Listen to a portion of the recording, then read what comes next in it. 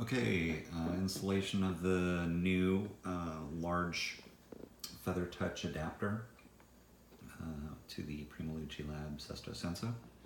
I've updated the Sesto to firmware 2.0, currently at position 0. Focuser is racked all the way in currently. And we'll go ahead and tell it to go to position 30,000 or so. That's about 2/3 of the way up.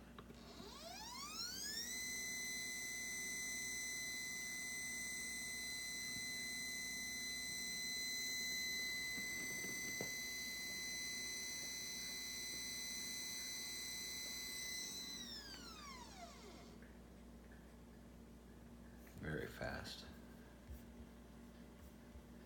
Take it back to position 0.